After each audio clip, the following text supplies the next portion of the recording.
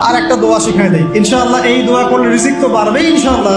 আপনার যত ঋণ আছে ইনশাআল্লাহ আল্লাহ পাক শোধ করে দিবেন। আলী রাদিয়াল্লাহু আনহু বলেছেন, কোন ব্যক্তির যদি পাহাড়ের সমানও ঋণ থাকে, এই দোয়া যদি আমল করে আল্লাহ পাক ওই ঋণও শোধ করে দিবেন ইনশাআল্লাহ।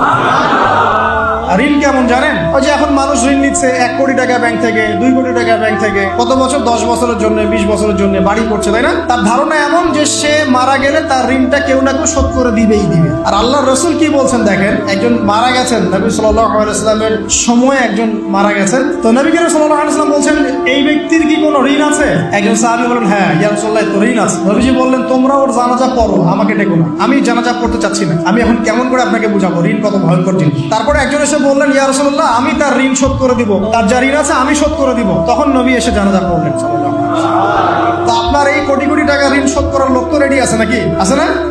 আল্লাহ পাক বলেছেন, শহীদ, আল্লাহর পথে যুদ্ধ করে শহীদ হয়েছে, এই ব্যক্তির আত্মাও ঝুলে থাকে যতক্ষণ পর্যন্ত না তার ঋণটা শোধ করা। এবার বলেন আমি কি বুঝাবো? তো এখন সেই দোয়া শিখাচ্ছি আপনাদেরকে, যে দোয়া শিখলে আপনারা ঋণ থেকে বাঁচবেন ইনশাআল্লাহ। আমার সাথে বলেন, দোয়াটা হচ্ছে আল্লাহুম্মা ইকফিনি বিহালালিকা আন হারামিকা ওয়া আগনিনি বিফাদলিকা আম্মান সিওয়াকা। এই দোয়াটা ছোট না, এটা মুখস্থ করবেন, সিজদায় পড়বেন, নামাজের সিজদায় পড়বেন, আত্তাহিয়াতু দরুদ শেষ, তার